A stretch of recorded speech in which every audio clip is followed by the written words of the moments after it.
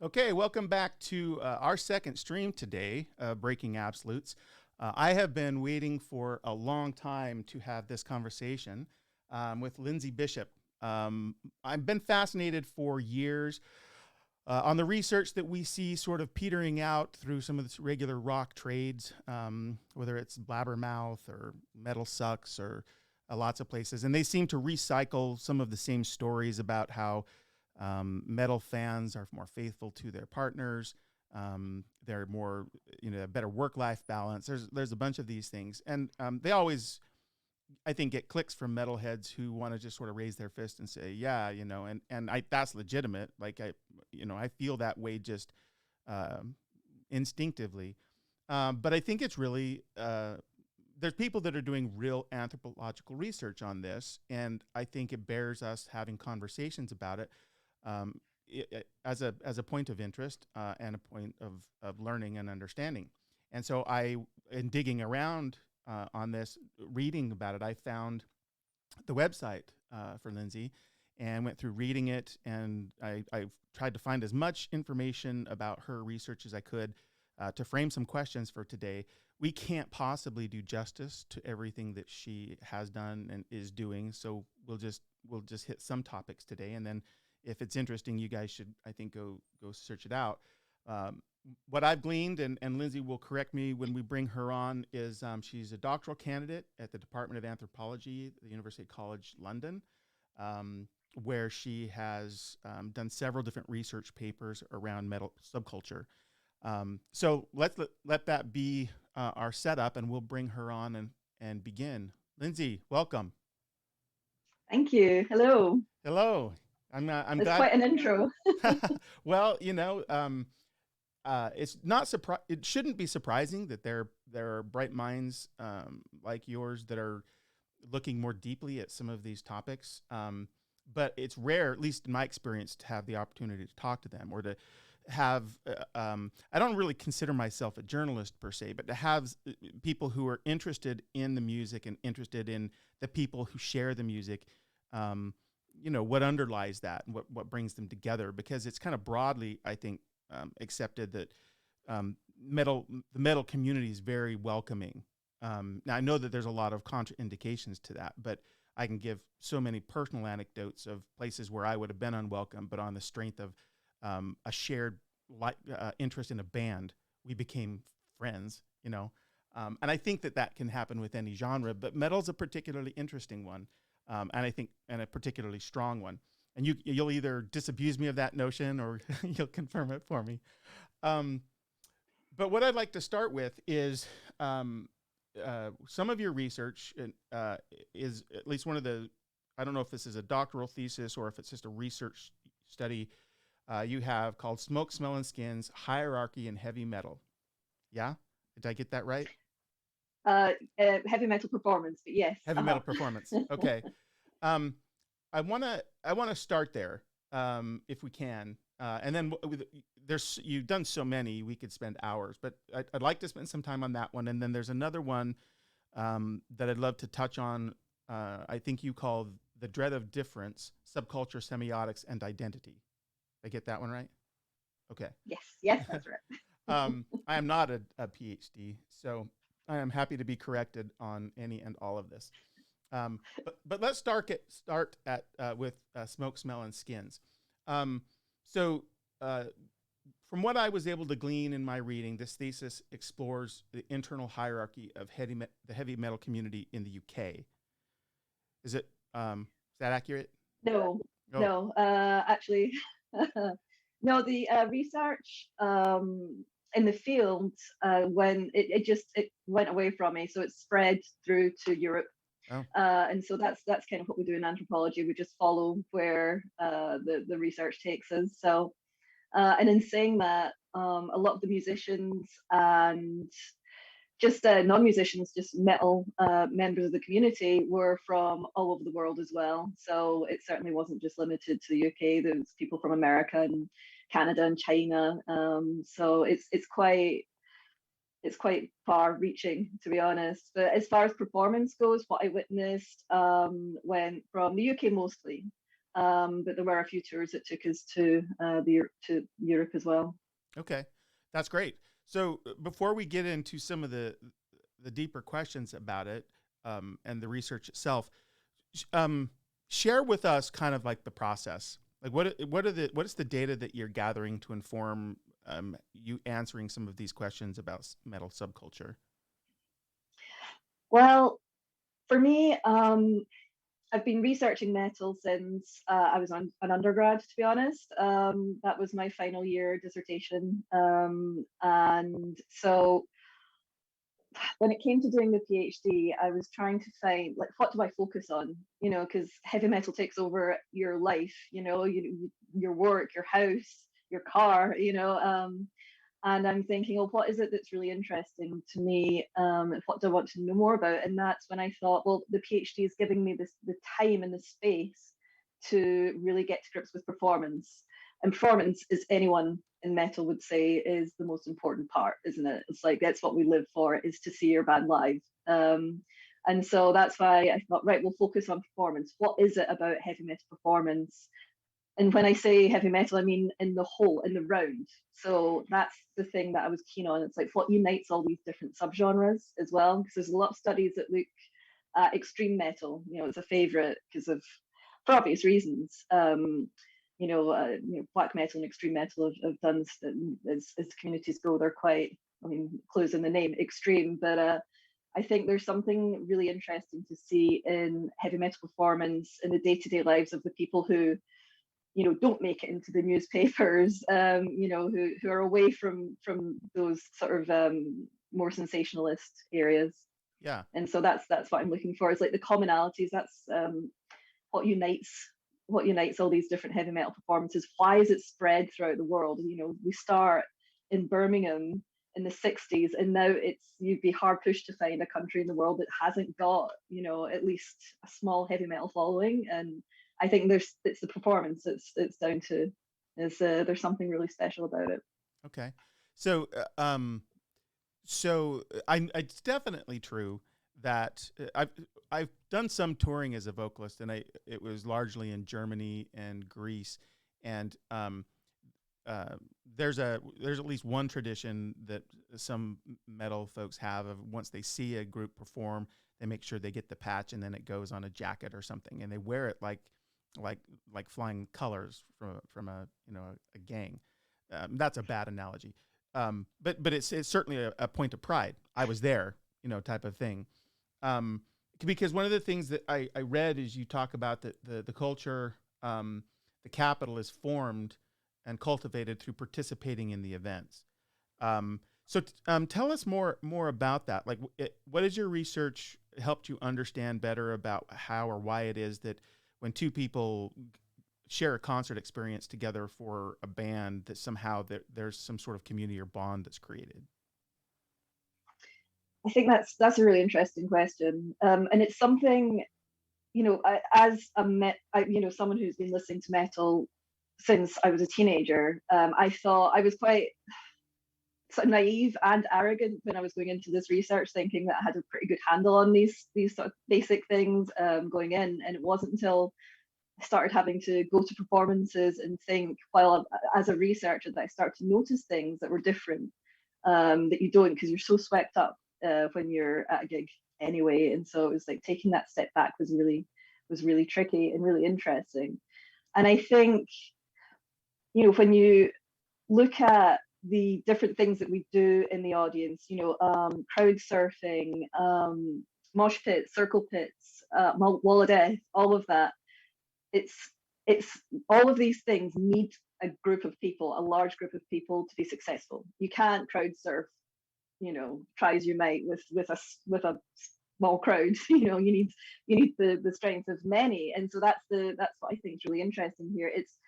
They're physical representations of the need for community, for the need for multiple people. In the act of doing these things, you're putting faith in strangers, essentially. And there's something quite profound, I think, about doing that, or getting into a mosh pit and violently engaging with each other. I mean, there's a bond that's going to happen there. And it's fascinating. And I think but even outside of that, those are really easy examples to use. Sure. I was never one for mosh pits or anything like that, and I've always felt that I prefer to be at the front. I want to get the best view I can because there's always some tall guy that's going to stand in front of me. So the closer I am to the front, the more I'm not just going to spend a gig in some guy's armpit. Um, and when you're so pressed up against other people, I mean, and there is that intensity, and when the surge, happens, when the band come on stage, and I don't know, you inevitably, when you're physically that close to someone else, you're going to feel a bit of a bond, but you've gone through this experience as well. This is quite frightening if you think about it. No one can hear you. You're in near pitch blackness. You've got this ferocious noise happening at you. You've got mosh pits and crowd surfers, and I just feel like you do feel like you've gone through something. Yeah. Not bad, but it's an intense physical experience, and you know that you've shared it, and you know you're there for the same reason because you both love that music. Yeah. And I think that's where the bond comes from. Yeah, I don't participate in mosh pits myself, but one of the things that I've seen and find remarkable is, and not that I'm sure there haven't broken out like legitimate brawls, but usually what I find is as much aggression as you see displayed, if someone falls, and the people around them immediately get them to their feet so that they're safe in the context of the aggressive behavior that they're displaying. And so, and at the end of it, people walk away. So, from an outsider having no understanding would think that this is savagery, would condemn the genre. But unless you're a participant or at least a part of it to understand, you might not see that gesture of kindness inside this very turbulent moment, right? It's really remarkable. It makes me very proud. I love those stories. It's when I'm talking to people. So field work consists of, yes, it's the tours, and a lot of people want to listen to stories about that because it's kind of interesting. But also, I've spent hours upon hours sitting in living rooms talking to people about music, and everyone's got a story about their first mosh pit, and it's always the same story to varying degrees because everyone has an idea of what a mosh pit is before you experience one. Yeah. You hear the rumors and you hear violence and whatnot, and everyone's got the story where they go in thinking that it's just about being violent, and get taught by someone who knows better and know in certain terms, no, that's not what we do here. And I think that was one of the big points that I really want to emphasize within my research is this idea of it's heavy metal isn't just for white adolescent boys. And I mean, for so many years, that's what it's been pegged as. And within all the audiences that I've been researching, the age variation is massive, and there is that communication between people who know better, people who've been to plenty of gigs. These are the folk that are teaching you to pick someone up when they fall down and teaching you not to hit people, not in the mosh pit, and I think that again, that kind of that communication of etiquette and kindness and solidarity and community, I think that is fundamentally one of the defining characteristics of heavy metal. Like you say, it's very welcoming and opening. It doesn't look it to someone who doesn't understand, Yeah. but it is. If you have a love of the music, then you're welcome. Yeah. Yeah. I think it extends even beyond the performance experience.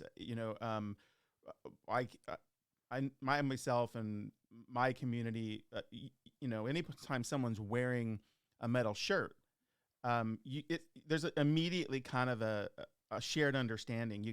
Conversations can be struck up on the strength of the fact that this person is wearing an Iron Maiden t-shirt, and I've seen it happen. But I want to, and we could talk a lot about that, but I want to go back to the performance since that's clearly an area you've studied a lot. And we talked about a sort of vicarious physical participation in music with a mosh pit or something of that nature. But and so let me tell a quick story to demonstrate another way and see if this bears out in what you've studied. A couple of my favorite groups did a tour some years ago. It's Queensryche and Dream Theater. And it was kind of it was a tour a lot of progressive metal fans always wanted to see. And I live in Seattle, and Queensryche is local to Seattle, and the bands would trade who would headline night to night depending on which city they were in. And I went to see them both in Portland and Seattle because I could drive there. And when they came, and in Portland, Dream Theater, it seemed like they just went to another gear. They're such technically amazing musicians, and they just kind of owned the night. But when we came into Seattle, and it was the last stop on the tour, and Queensryche was playing, Dream Theater came out first, and it was almost as though they knew that they were on Dream Theater, or Dream Theater came out first, and it was almost as if they knew they were on Queensryche's stomping grounds, and they just put on a display, just a display of musicianship that was I don't think I've ever seen again. So Queensryche came out, and they're the headliner in their hometown, and the first three tunes were a little flat. Not I mean in terms of performance, the audience just wasn't. And then there was, and I was on the front row because I always make sure I'm on the front row for those guys. A moment came, they played a tune called Empire. It was the third song, and Jeff Tate and that band just took command of that room, and something electric happened, and everybody felt it. The entire tone of who was going to own this night as the better band, as the more exciting band, as the band that you would remember changed. And it was like it's ineffable, but it's also undeniable because everybody I talked to, even today, who was at that concert, was like, "Oh yeah, when they hit Empire, everything changed in that room." Is your research suggest anything about shared performance experience, even if it's just an emotional thing and not a physical thing? Do you mean between musicians? No. I mean, in the audience. So we talked about the mosh pit, but like people who are just as witness to a music experience and having an emotional response that somehow creates a bond, a shared bond. Is that outside your research, or is what you found equally applied there? No, I would say that hits the nail on the head perfectly. So so obviously, because of my focus on performance, I've been doing a lot of research into academia of performance in general outside of heavy metal, and I found, just the contrast between heavy metal and traditional performance. I don't know if you think about like pop performances or even theatre. There's always this very clear divide between who's on stage and who's in the audience. You don't go, and shout, who's behind, he's behind you when you go and see Hamlet. Whereas in heavy metal, you are. I think I would say what I'm positing is that the goal is to break down that fourth wall between the audience and the performer. That's a successful show. That's a successful heavy metal show, is to break that down, to connect with the musicians, and the musicians feel the same way. That's when you get crowd surfing and you throw a t-shirt to the singer, or you hold hands with them.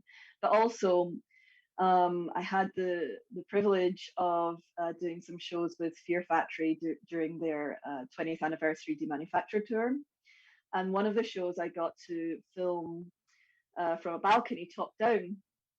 And you can see how Burton C. Bell, the lead singer, connects to the audience. At one point, he's actually conducting them. So there's this chorus in one of the songs, and he conducts them, and the noise was absolutely incredible.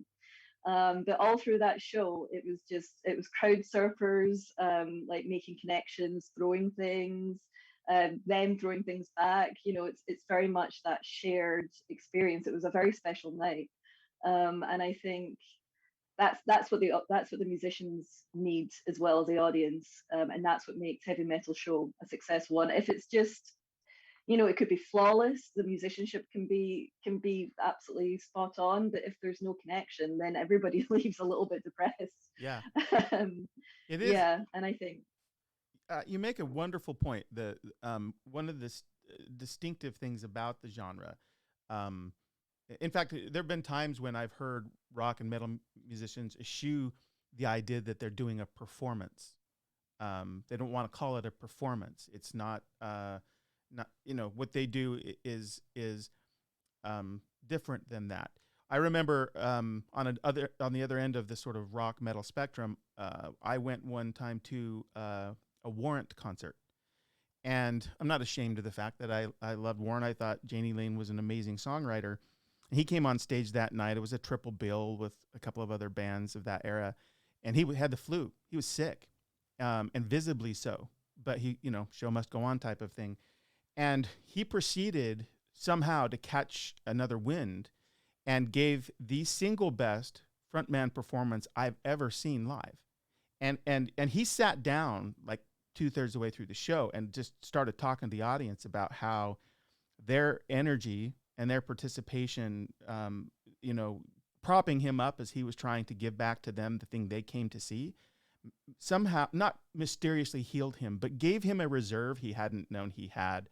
And it was magical. It was magical to see him do that. And everybody was buzzing when we came out of that arena. It was and some people still mock me. Oh, it's Warrant. I said, yeah, but you weren't there. You should have, it was different inside that arena to see what he did. So I think I understand what you're talking about.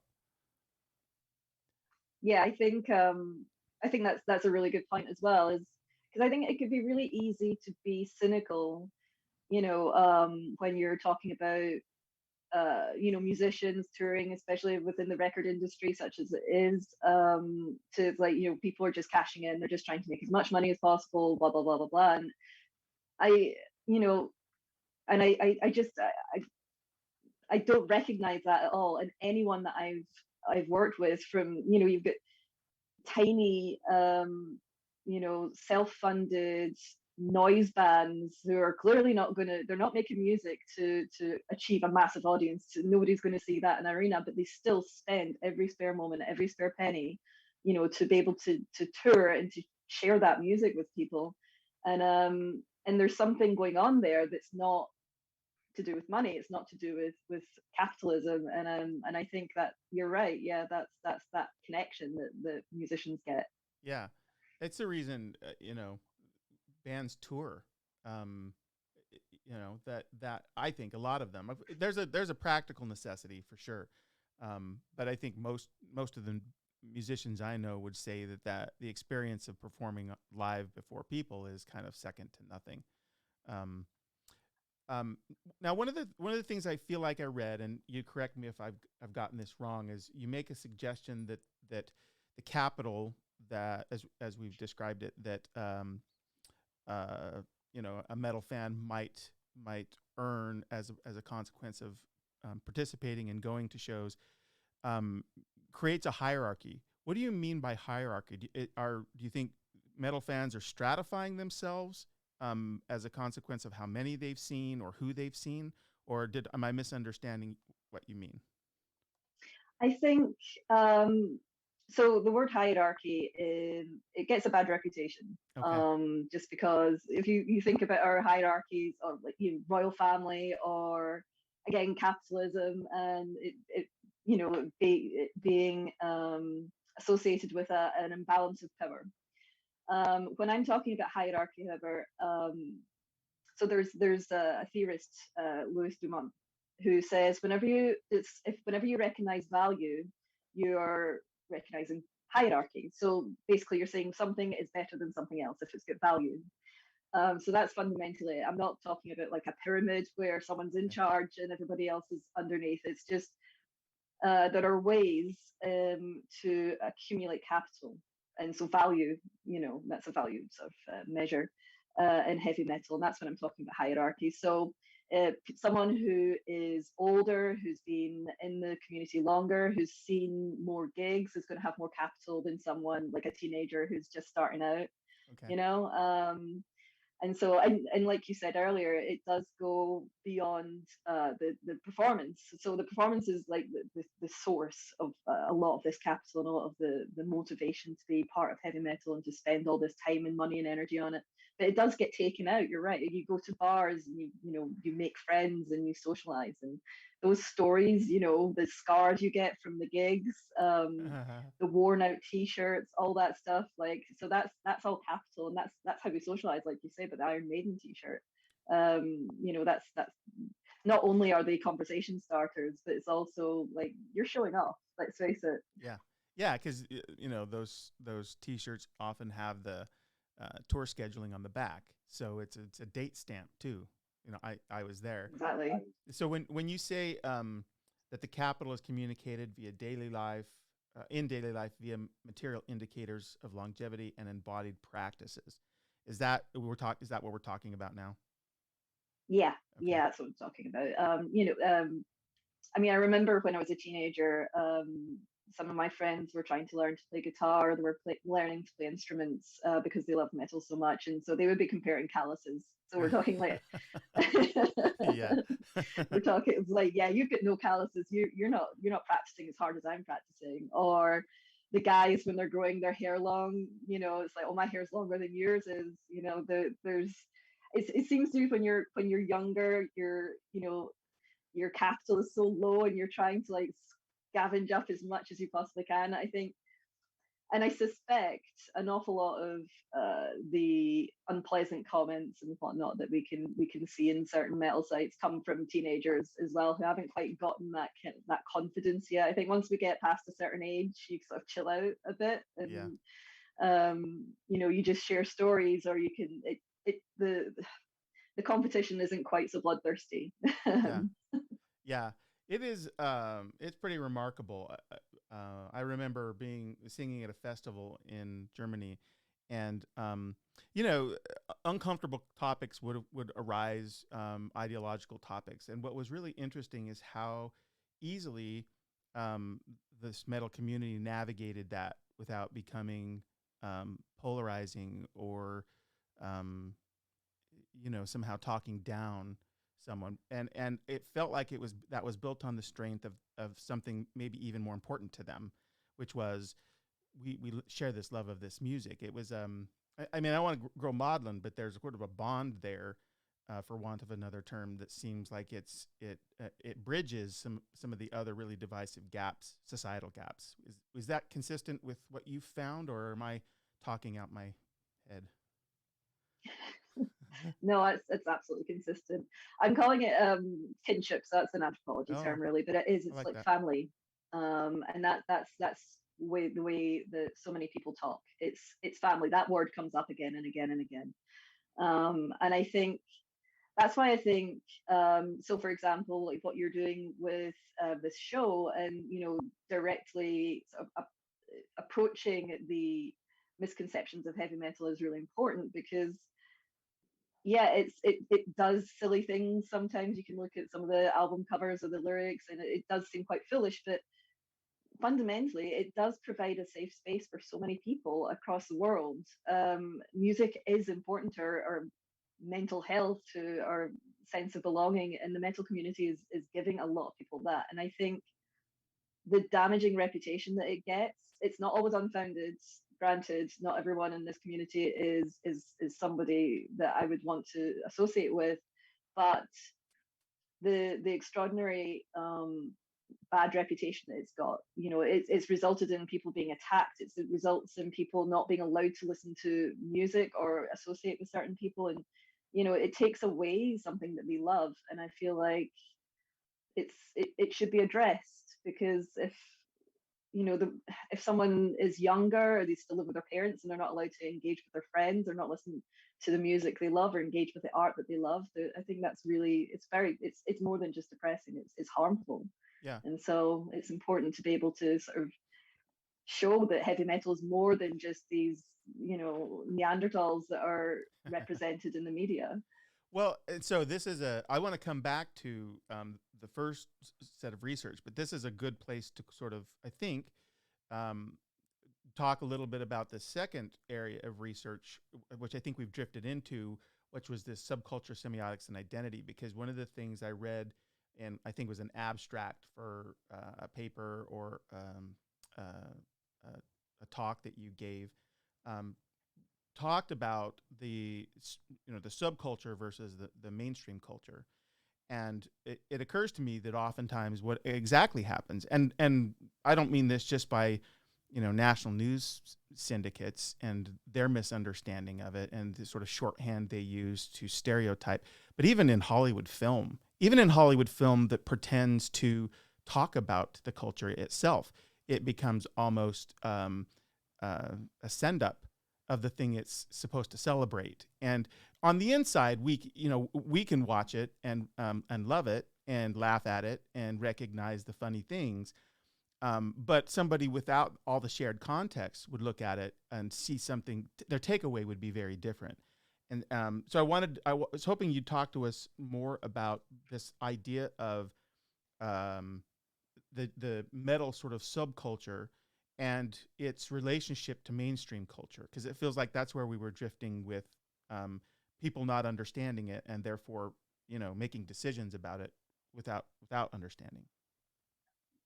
Yeah, I think I totally share your opinion there.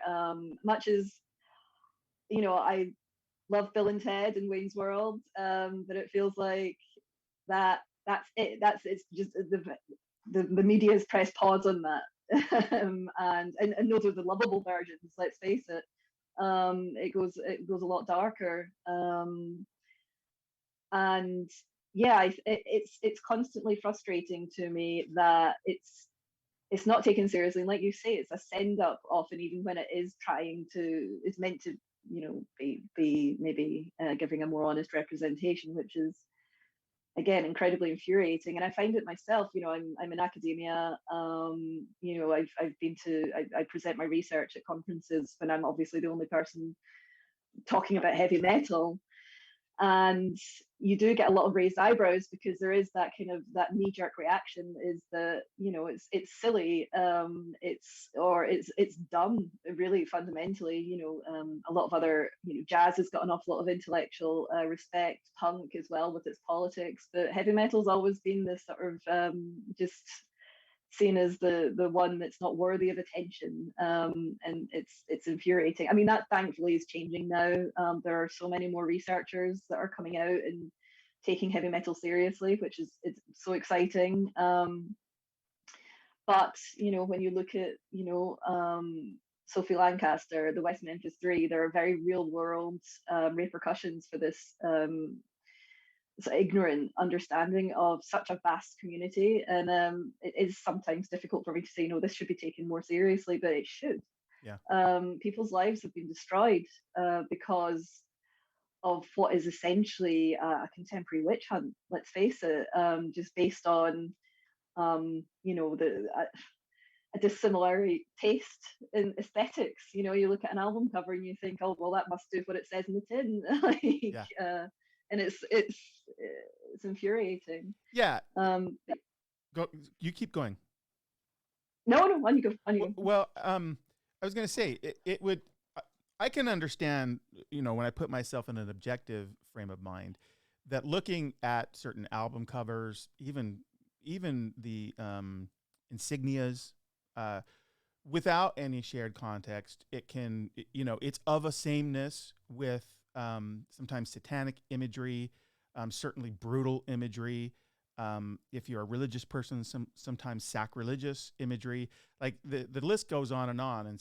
But the truth is, with most of that stuff, it's part and parcel. It's not like you're talking to somebody who's doing sacrifices on the weekend. You're not talking to somebody who really commits murder. Not that these are the only themes, but they certainly do exist inside the genre. So one of my questions there is, like, before we get to like others' reactions to it, is your study sort of helped you understand better why it is that some of the like with death metal and black metal, the topics that they take, the imagery they use, the words that they use, take these themes, even though these themes are probably not like their actual day-to-day practices as humans? I think I recognize what you're saying with the sort of darkness is the unifying aesthetic in heavy metal. Sometimes a bit more tongue in cheek than others, Yeah. but yeah, there is always that kind of, we're as a genre, we're characterized by extreme So it's the imagery and the lyrics are just as much as the music are going to go to extremes, whether like the music goes from boom to being extreme slow to extreme metal, and it's how many beats per minute can you Yeah. possibly fit in with human endurance. I think the lyrics and the imagery go very much hand in hand with that. um, I couldn't speak to when it comes to extreme metal, and when it comes to the more fascist lyrics and imagery that are coming out of there. I couldn't speak to them. I've not actually come in contact with any of them. And there have been other studies that have looked into that. So that they would be better to discuss it. I'm not really qualified. Well, But sorry, go ahead. what I was going to say though is that from everyone that I have spoken to, one of the first things, yes, the music is 100% paramount, but actually the first thing that draws them into metal is what it looks like. It's always an album cover, or an older family member who's wearing a t-shirt or something. They're just like, I want to know what that sounds like. Hmm. It's what the music looks like. These visual representations that more often than not are what draw people into this community, which I found very surprising. I thought for Interesting. sure Yeah. it was going to be that you heard something in a movie or or whatever, an advert or YouTube now for more younger people. Um, and yeah, there is that love of horror usually, or a fantasy, or these themes, these sort of narratives, visual narratives that heavy metal seems to be drawn towards. That is the spark. That's the thing that first draws you in, which I find interesting, because I share it as well. But Sure. yeah, I think there's something really interesting in horror, as when you look into horror as something that appeals to people. And you think that horror narratives have been traditionally used to question the dominant societal rules. It's there, it's taboo deliberately, it's to question these things. And I think the heavy metal community is nothing if not putting a big question mark on the way that we're doing things in the parent society. This idea of community and looking after each other is the antithesis of capitalism, if you think about it, and the individualism that we've got in contemporary society. It's more about being together and helping each other, which sounds very, very fluffy and adorable, but it's what I've witnessed. Interesting. Gosh, there's so much to unpack there. So, there. So, one of the other things I do in life is I'm a fiction writer, and I've written my share of horror fiction. I've read extensively horror fiction, and there's a couple of things that are kind of really interesting about it, and that is that in some way, at least in Western society, what horrifies is usually trading on a shared stipulation to Judeo-Christian values. There is an argument that it's about a rehearsal for death because we're all mortal, and that's a human condition. But in the same way that some of the Western, this includes Clive Barker, who is from the UK, obviously Stephen King and a host of others on this side of the pond. But outside that Western tradition, the same kind of horror stories just don't hold because they're not horrifying. They don't have anything to defy. They're not speaking of any. The same kind of story wouldn't be horrific. So it makes me wonder. Have you found in your research that the metal, if part of its function with some of this taking this darker thematic content is a way to react to prevailing culture, that somehow it's treated differently in different parts of the world, like sonically or lyrically or within its imagery, or is that remains somewhat consistent by metal genre, like globally? I think globally, I think that's a really interesting point. Like the fictions, the horror fictions aren't going to resonate the same way in different communities. And yeah, there is that really interesting history of like a prominent horror narrative being a response to a collective fear in the community. The traditional one being Frankenstein and the sort of fear of technology, Dracula and the fear of blood disease, that kind of thing. Yeah. And that makes total sense to me. I think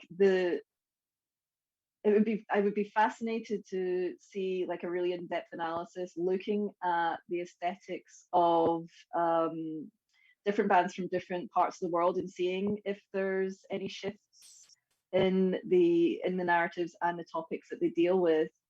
I've looked into some Iranian bands.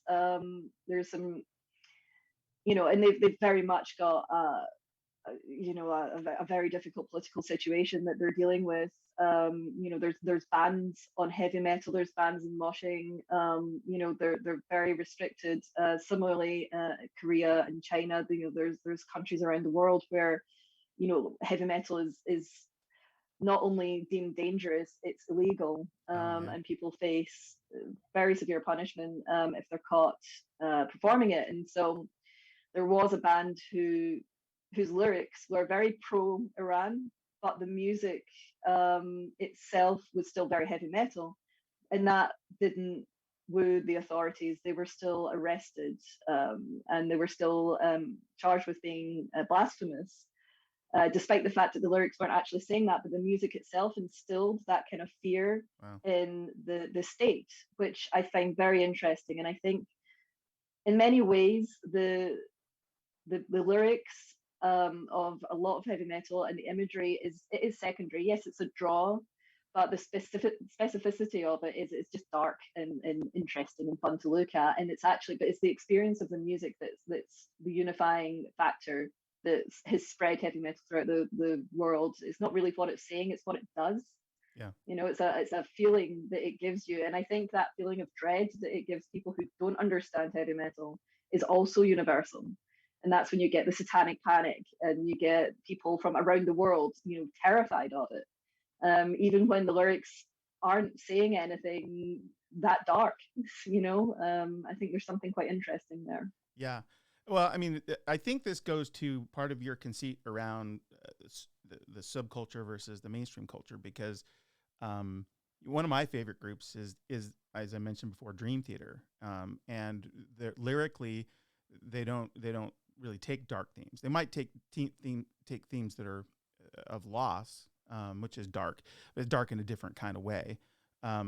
Usually, though, the themes are either story or they're speaking to some sort of archetypal figure. And so they sit, and they're not the only band. I just use them as example of a very different sort of experience sonically, lyrically, and with the images. The images are usually almost puzzles with different kinds of. If you look at any of their album covers, there's always like these juxtaposed images that are suggestive of themes inside the album, and some of them are crazy, and some of them are really elegant. But Dream Theater still, some of those riffs just sound like a Metallica riff. This just gets really heavy, and so they sometimes they get put in the same pot with another band when viewed from the mainstream culture. So the question that popped up in my mind, and this is kind of an esoteric question, but if the script were flipped and metal was the predominant music, would it still kind of enjoy like the edge, the feeling it has of counterculture, of defiance, of the working man, if it was the thing everybody listened to, and then something else would fill its place and that need for us? Or is that way beyond the scope? And even if it is beyond the scope, I want your thoughts. I've actually been thinking about this a lot, and this is probably quite a controversial opinion, but I genuinely believe heavy metal would exist whether or not people liked it outside or accepted it from the outside or not.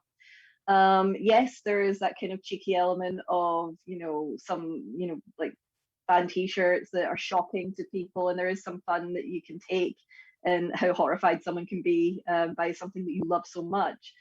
But I don't believe that people in heavy metal, the music they make, the t-shirts, the way the imagery they love, it's not there to throw a middle finger at anybody.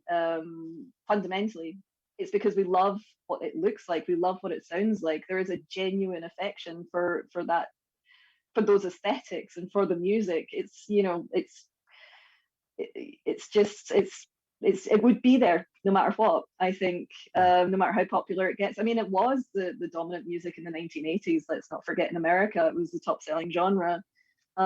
Today there's, I think, or at least 2018, it was the top genre of music that was streamed around the world. And so in many ways it's very close to not being like that sort of underground community anymore.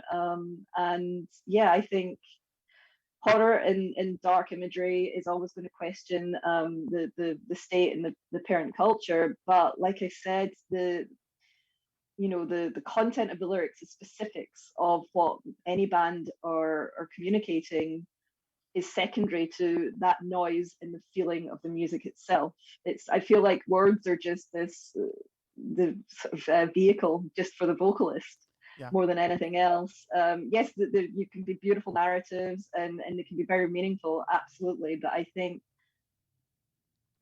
and yes, you do get political metal bands as well, but there is no one political message in heavy metal. You get people on the left and the right, and you get people who just don't do any political messages whatsoever, and it's a vehicle. But the experience of the music is fundamentally that unifying thing, I think. So I don't think, yes, it's offensive and upsets a lot of people, and that can be quite fun, and it can be quite dangerous, obviously, as well. But I don't think it's a primary motivator at all for the existence of heavy metal. Yeah, I don't either. I think it's a style of music that musicians love to make, and there's certainly an audience for it. It may not be the prevailing thing now.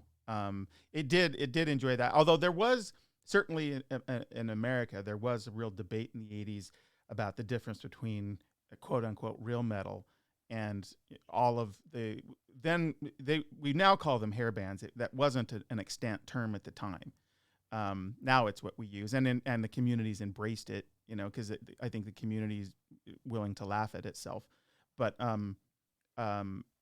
there was this sense that a lot of that stuff that was on the radio wasn't metal so much as it was just that day's pop. And at that, it's not worth debating that. But the point is it was guitar centered rock, and it was dominating the radio waves. What I was trying to get at, which I probably did a poor job of framing, is if the stuff that we're talking about that maybe has more edge, that today with the t-shirts and the signifiers are a little more shocking, they bounce off sensibilities as suggestive of things that people might find harmful to society in terms of blood and aggressive behavior. If that became the norm, then would there, and then that was just how we all thought music was, and it wasn't shocking at all. Would, this is a silly example, but just to kind of make the point, would something like folk music become the underground thing, that the counterculture, the thing that was cool and edgy because it's shared by only those who somehow can appreciate it for the signifiers that it has? You know what I mean? I get you. I love that thought. Folk music becoming underground. Folk music is probably already underground, but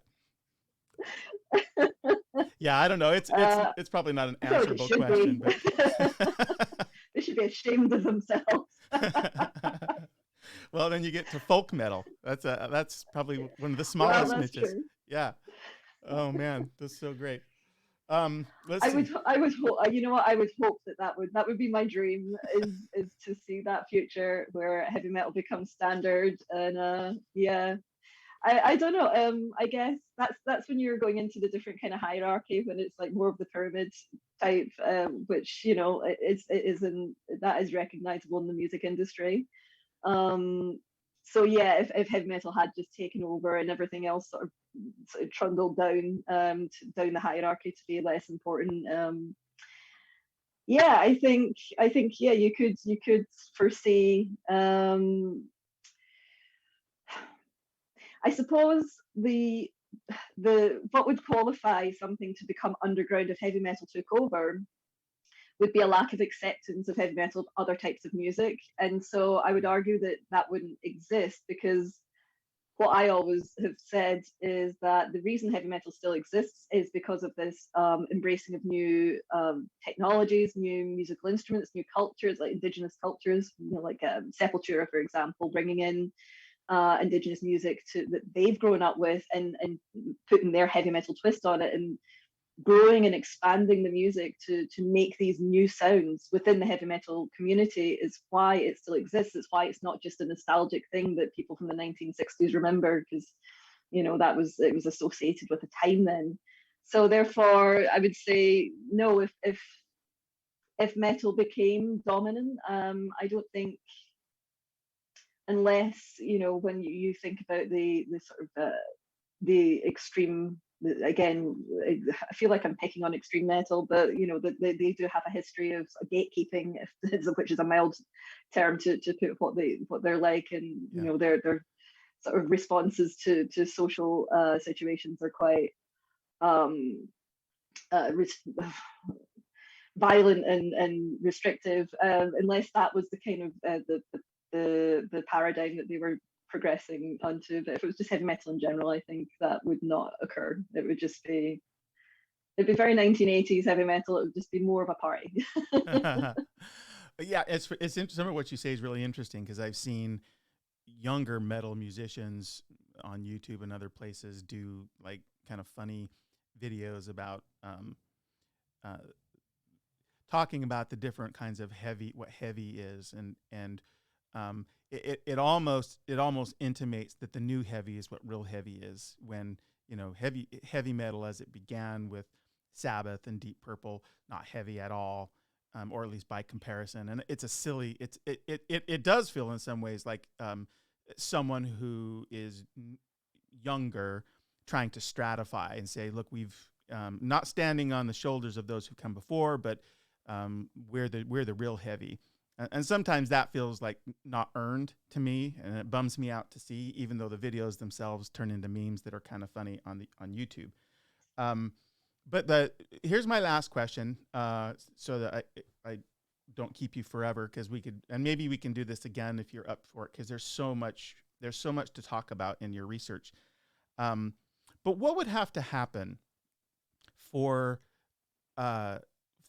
mainstream culture to flip from the shocking reaction to blood-filled T-shirts, or to the kinds of album imagery, and even the music itself? Like I don't think, not that it was intentional, but I don't think metal, many of the subgenres did metal any favors with the extreme vocalizations that have grown up over the last 25 years. I love them. Don't get me wrong. It's not about like or dislike or bad or good. It's just it went from music with maybe some roughness in the voice as an expression of passion, but still based primarily on melody, to something that feels, well, we call them death growls, sometimes. And so somebody without any context is going to hear that, and it's just gonna sound like what it sounds like. So the question is, like, with these various things that sort of identify metal, and increasingly so, because there's more new metalcore type of bands coming out now than there are melodic metal bands. What would have to happen for mainstream society to get over that bump, to reduce the stigma, to reduce the stereotype? Are there, not that should be our aim, I don't think we're trying to appease anybody, but what would have to happen for us to kind of bridge the gap a little bit? I actually have a good example of something that I think should be addressed to help bridge that gap. Because, like you say, when it comes to certain aesthetics and certain noises, people who don't get it are always going to be afraid. Yeah. Or suspicious of people who do like it, especially when, again, you've got music that is sort of defines itself by its capacity to keep pushing extremes. And like you say, I mean, that is one of the defining elements of heavy metal. It's why it still exists, is because we're finding new ways to experiment with this sound that started with Black Sabbath, and you can take it from there. But the way I think to begin to bridge that gap when it gets so extreme that people are afraid and respond violently, or where people are getting arrested, I think that's the main thing that should be addressed. And so there was two people who approached me to take part in my research, two heavy metal fans, one in Scotland, one in England, completely unrelated to each other, but both of them were police officers. And they both told the story about if there's a big heavy metal show coming into town, there's a massive police presence always at the gig, Mm. despite the fact there's absolutely no history, very little history. There's always going to be one or two, I'm sure, but there's no pattern of violence, of chaos, of destruction, or anything kicking off after a metal show. They know as metal fans that they're just going to be sitting waiting for a bunch of sweaty guys to come out and looking very happy, and nothing happens. Whereas you've got a lot more sort of violent outbreaks and damage to property coming from different types of music, very different types of music that would traditionally sound quite cheerful, perhaps. And so I think it's maybe one of the big things that should, I think, be addressed is that if you're in a position of power, for example, with the police, within the state, there should be a recognition as, look, is there actually any violence resulting from this music? Is there any proof? Yeah. When people are coming together to see this gig, there's clearly not a history of that, and that's, I think, the big thing that should be addressed. It's like, yeah, you can have a knee-jerk reaction, an emotional reaction to music and art. That's always going to be a freedom that everybody should enjoy.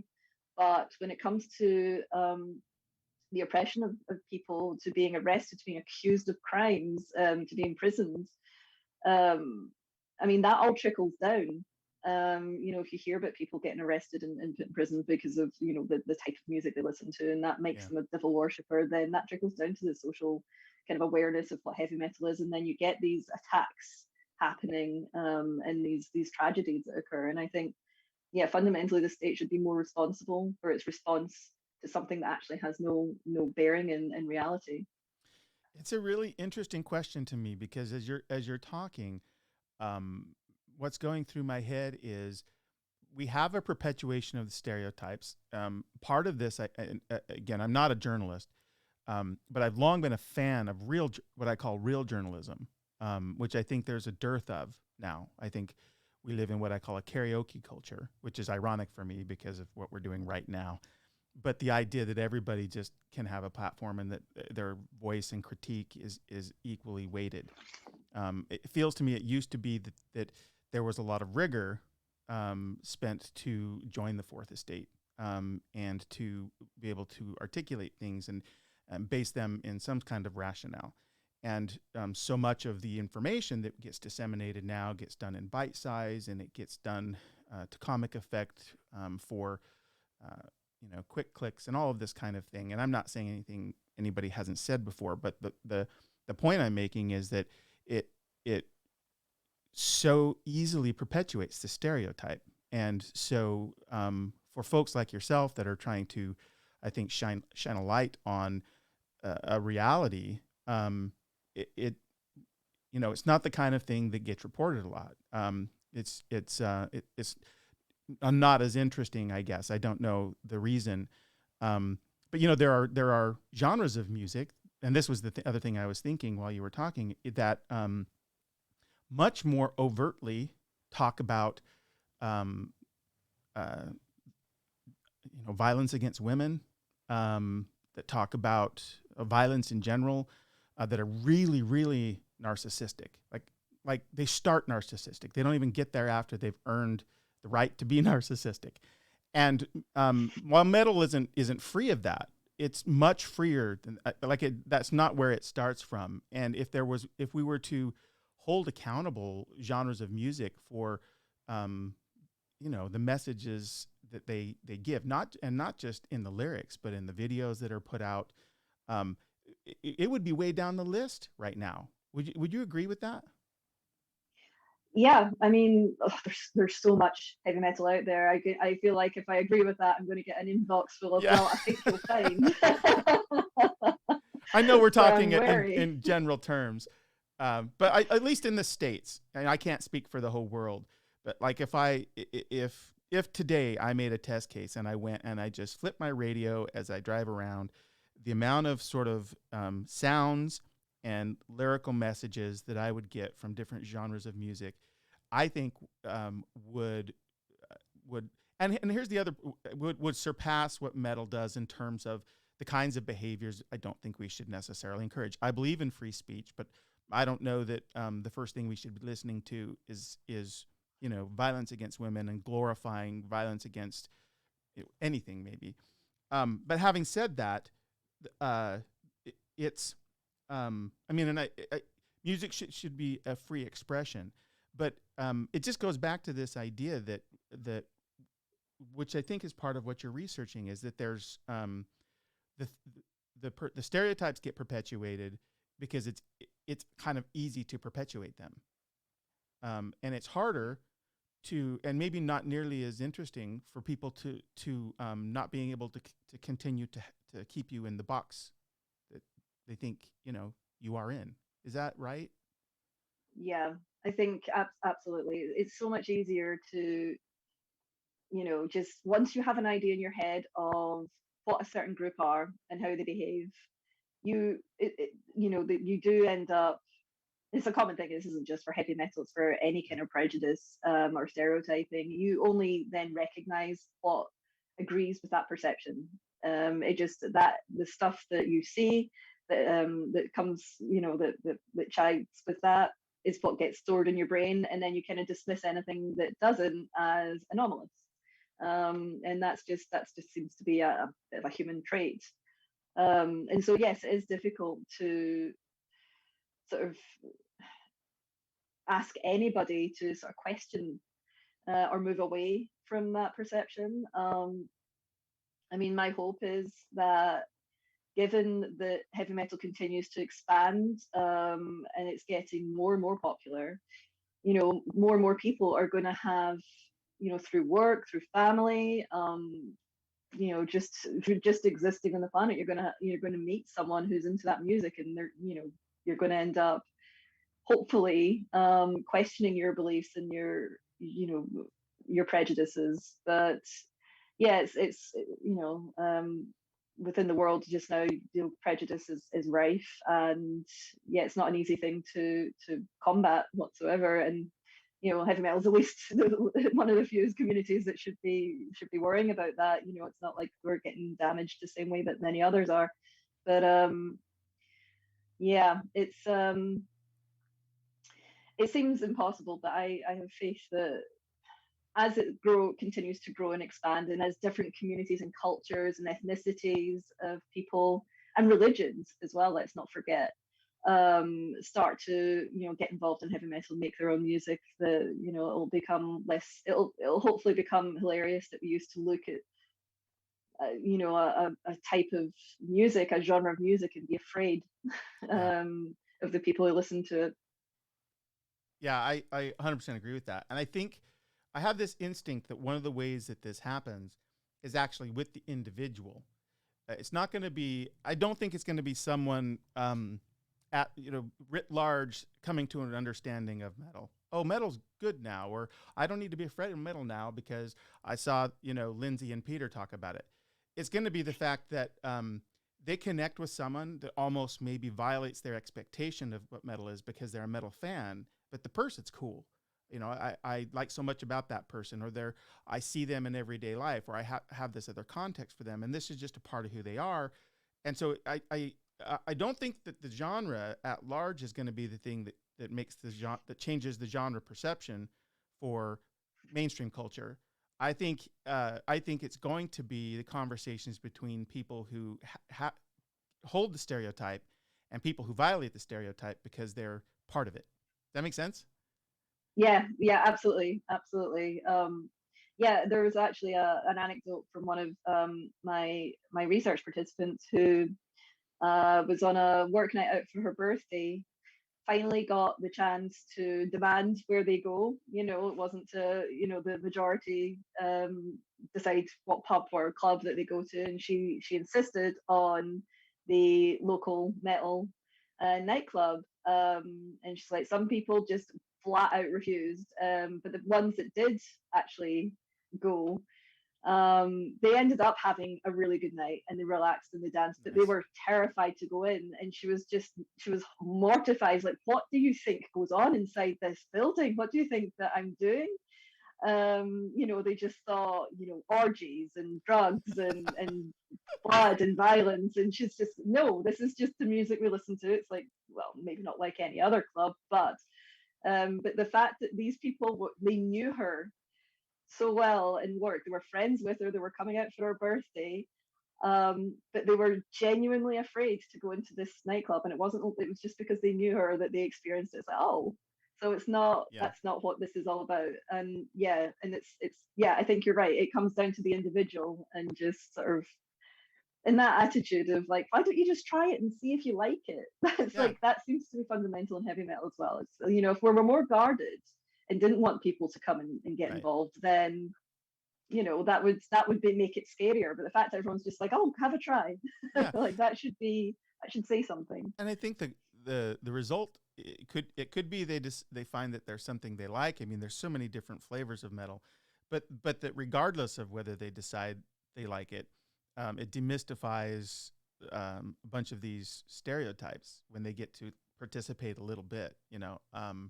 Yeah, I think so we should all be emissaries. The last thing I want to tell you, I can't believe it didn't occur to me before, and then I'll leave you to your day, is in my other life, I told you I write fiction, and I'm currently co-authoring a new contemporary fantasy series with a writer by the name of Brandon Sanderson.